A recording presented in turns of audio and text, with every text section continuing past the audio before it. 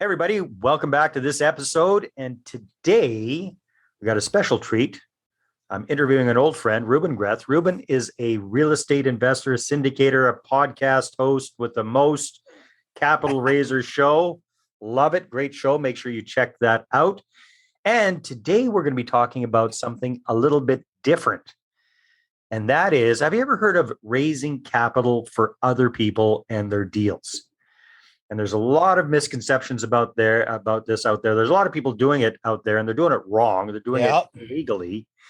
And Ruben's going to walk us through this, how he and his partners are able to properly raise capital for other multifamily sponsors. So, Ruben, good to see you, my friend. How are you doing today? Yeah, buddy, dude. Stoked to be back, man.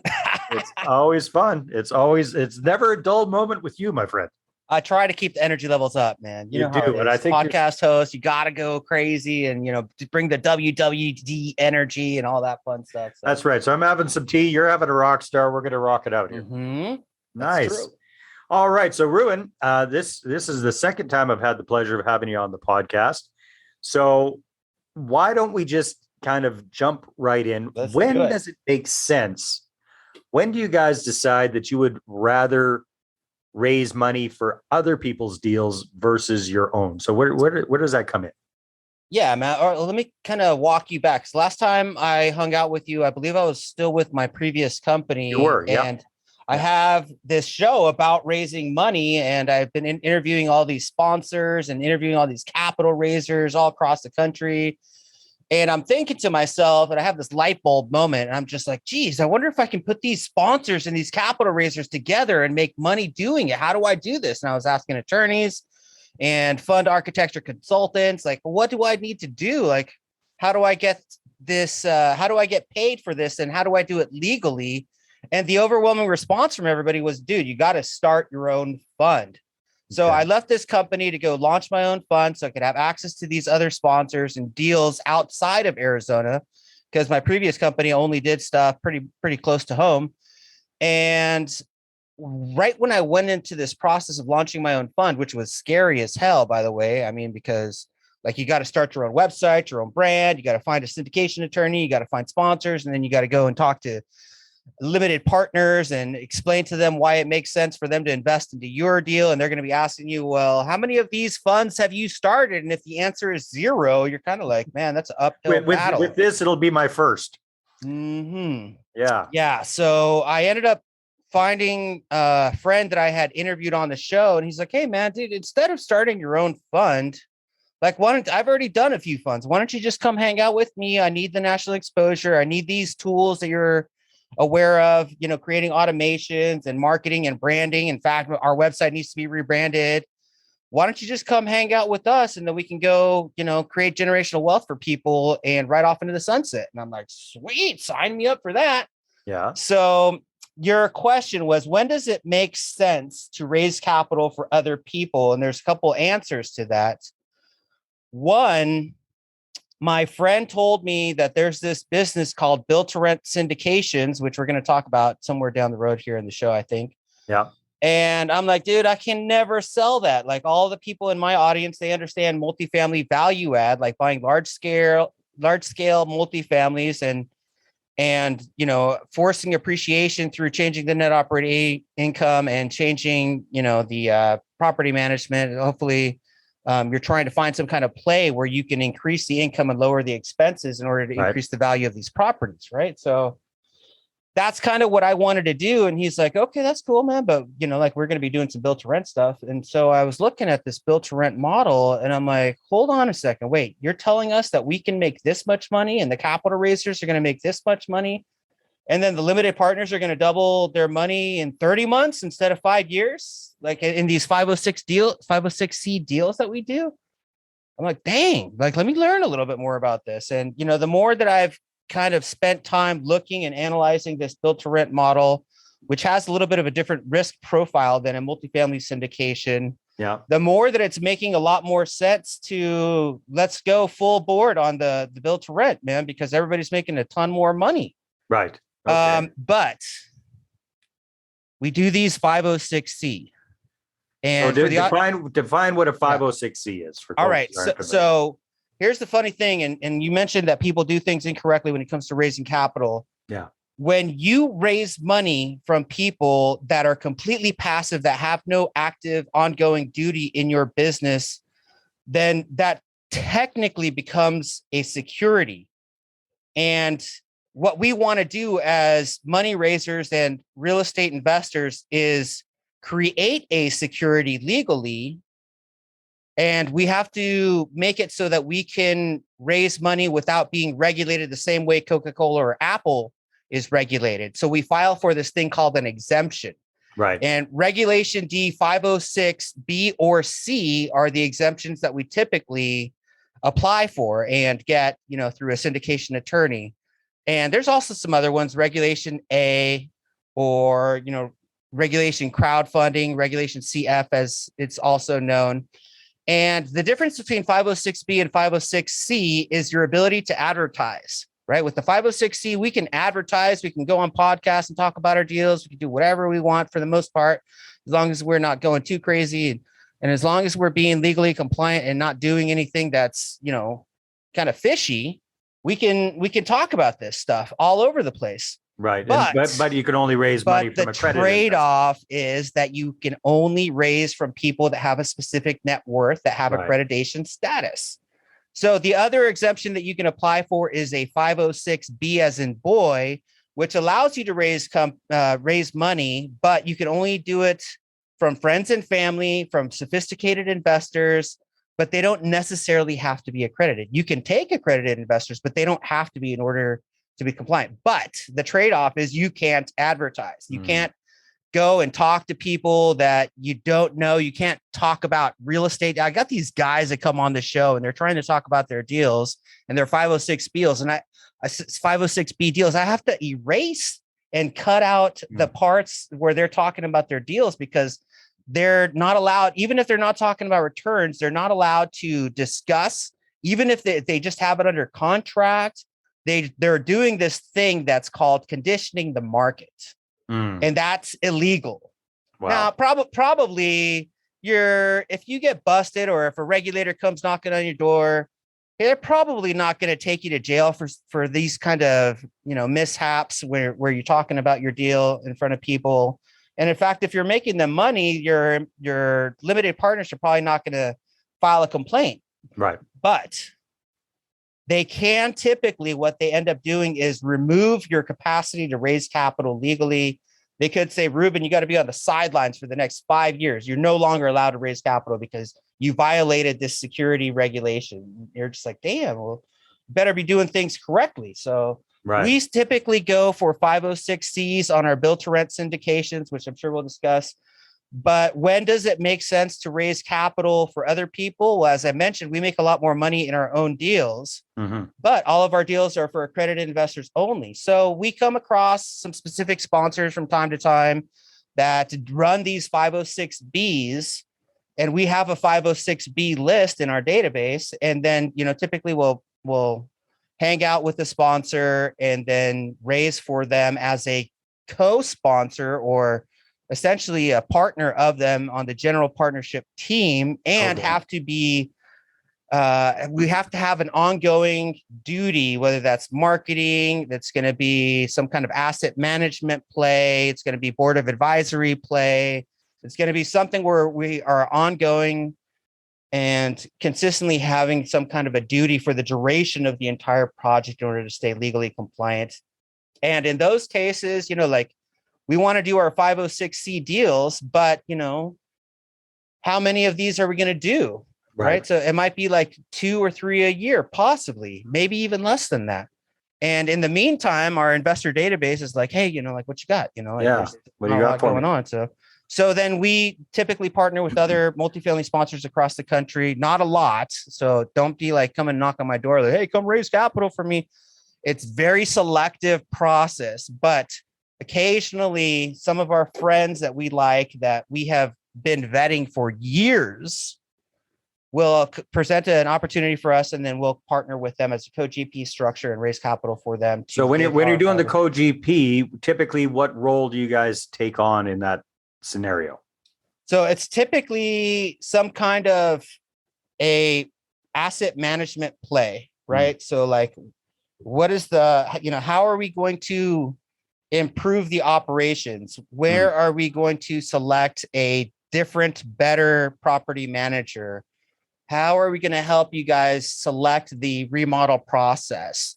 Let us kind of participate with you in the decision of how we're going to refurbish these units ongoing, right? And like if you're doing an older multifamily property, it may have like 1970s shag carpet, and then you get to come in and say, hey, like let's help with the decision of what kind of flooring we're going to put in, what kind of appliances we're going to put in. But the practicality of this is your partner is bringing the deal to the table. Chances are they have a ton of experience already doing these kind of deals. They probably want to take the lead.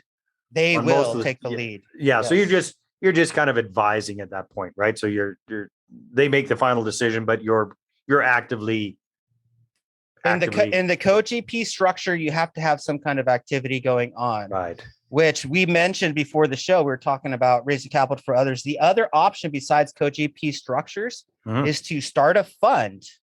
That's a fascinating idea. Hold that thought for a second. Hi there, this is Dave Dubeau, and real estate investors hire me to raise capital the right way. Why? Because most of them are stuck with too small of a portfolio, and they don't know how to attract investors and raise money for their deals. So I help them to connect, capture, and close their ideal money partners. Bottom line, when you've got a deal, you're going to have the capital to do it. So go ahead and book a no-cost capital clarity session with me at bookachatwithdave.com. Again, that's bookachatwithdave.com. Right. So we were talking about. Now that sounds horrendously expensive, scary, and all that stuff. It's not that crazy. It's not that crazy. It's essentially you got to find. It can be. You got to find an attorney that's reasonably priced, right? Because if you're going to spend $25,000 to create a security, you're probably going to have to raise at least $4 or $5 million before logistically it makes sense financially for your company. So if you can find somebody that creates a really simple document, like probably about in the $7,000 range, which is not common, but if you've done it once, you can kind of repeat the content of the we call it boilerplate. Boilerplate. Yeah. You pay a lot the first time, and then the second time it's already kind of written. You just need to change the numbers and change the actual property details and stuff like that. But the first time is expensive. The second time, not so much. But, there's these other things called series LLCs. Some people refer to them as deal by deal segregated funds. But essentially what you're doing in these kind of scenarios is you're starting one main company, and then that company launches a fund every quarter or every year or however often.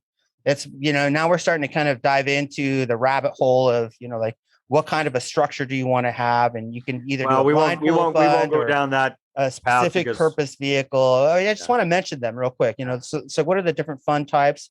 Specific purpose vehicle, which typically only invests into one deal. You got a blind pool fund, which essentially you're putting a business model to the fund and then expecting people to come into your deal. And regardless of what you do, their money is in there. This is the hardest type of capital raise I believe there is. And then there's this kind of hybrid, this is like what we call a deal by deal segregated fund or a series LLC, where you allow people to look at the PPM, the private placement memorandum, on each deal, and they get to choose whether or not they want to be in any specific deal in your fund, which is a very, very cool structure. So I geek out. Like, I've been told you are a fund nerd. Like, I love funds, man. But they say that in an affectionate way, Ruben. That's exactly. Awesome. Okay. Well, that's great. So talk to us a little bit about this whole build to rent syndication thing that you were skeptical about, but now it sounds like you're a big fan. Yeah, man. All right. So one thing to think about here is if you're going to be building subdivisions of houses, where across the United States would it make the most sense to do so? In a city like Phoenix, Dallas, Atlanta, you're probably dealing with the city at a very high level. There's lots of red tape. So institutions like to build here because they can kind of invest and hang tight, and, wait 5 years for this thing to be developed. But as a smaller syndicator, our main objective is to get the returns for the limited partners as fast as possible. So what we typically do is we find a piece of land in Louisiana or Alabama or some kind of flat area in a secondary market that is in kind of growth mode that will help you get across the finish line with your entitlements and your engineering very relatively quickly. So we find a piece of land, we put it under contract with an option to buy. We start doing the city engineering and architectural plans. And then once those are completed, then we'll actually execute the option to purchase the land. And then we'll do phase 2, which is the infrastructure. You're building out the roads, the streets, the sewer, the water, the electrical. You're putting all of that stuff in place, which is a specific kind of play that some people just focus on that. Like, let's go take a piece of land, let's go entitle it or put in infrastructure, and then we'll just sell it to a developer and we're done. But we continue on with the process. We sell that completed infrastructure project to ourselves. And at that point, we start what is known as the syndication, where we partner with limited partners. They bring the capital, and then we build the property vertically. And then as we are building 10 at a time, we are renting them. Like, let's build 10 and then let's start another 10. But these other 10, they don't just sit there. We start to fill them with occupants and residents and whatnot. What are you building? Are they like detached single family homes or townhouses? What are they? They're definitely detached for the most part. We're talking about like 1,200 unit cottages that are not luxury, but they're really nice. Some of them have technology in place. 1,200 square feet? Yeah. But they have backyards. They have doggy doors. They have driveways. They're not, like some people talk about, well, how many doors do you got? Oh, I got 10,000 doors. How about you? I got 1,000 doors.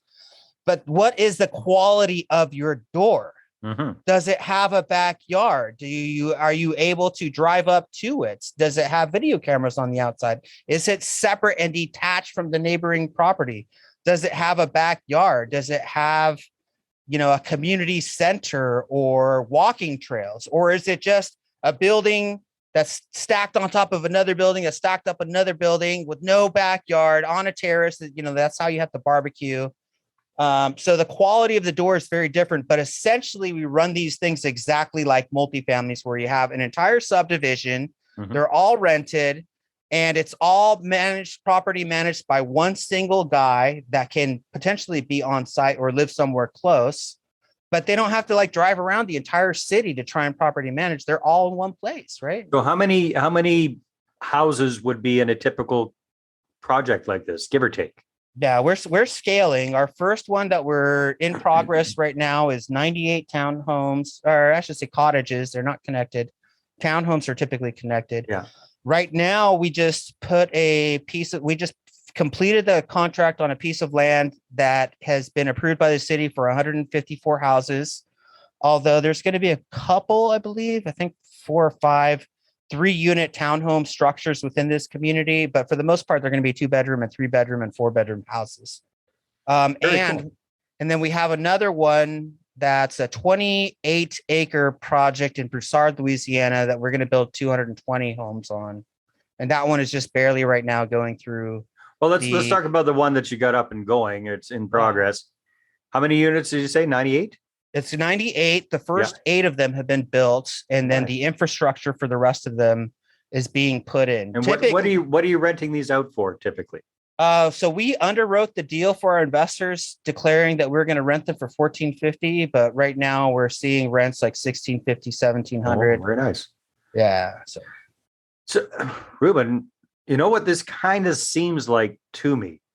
It almost seems like, don't take this the wrong way, but it's almost like you're building your own mobile home park without mobile homes, with regular houses on. Like, you're creating your own communities like that, which I think is huge, because there's these aren't really super affordable properties. I don't know what they're not luxury homes, but they're not like, swaggy kind of like C-class. Yeah, either. they're middle of the road. Yeah, they're like B class, maybe a little bit higher than that. And who's your typical tenant profile for these kind of properties? You'd have to ask the people that live there. So But is it like Our property baby boomers manager, downsizing? they're like, I think they're scaling families. You know, they're usually like 30-year-old people that are starting their family that would prefer to live in their own home rather than rent a apartment unit. Yeah. And there's certainly a lack of housing supply across the entire nation. So No, I think if your choice is let me pay $1,400 for an apartment or let me pay $1,650 for a smaller house, you know, it's not a giant house, but it's a 1,200 unit house with a yard and everything. with a yard, you know, and everything, then yeah, I think I'd rather live in the house for What's now. the cash flow look like on these kind of properties? What are you anticipating once it's all built out? What do you think you'll be netting per unit in this 98 unit project? This particular one is not so much of a cash flow play, although I think it's going to cash flow nicely, but it's going to cost us about $16 million to build this entire thing. And then we're probably going to be able to sell it for like around 28 or 29 million. Is that the goal then? You're kind of get it all stabilized and then flip it out? For this particular one that's underway, I believe that the idea is to build it, rent it, and sell the entire subdivision as one community to a single institutional buyer. Smart. And this next one, that's going to be in Foley, Alabama, that's also a 506C. We're thinking about keeping it forever because it's in an opportunity zone. So if we can hold it for at least 10 years, your taxes on the entire thing are eliminated completely, not deferred.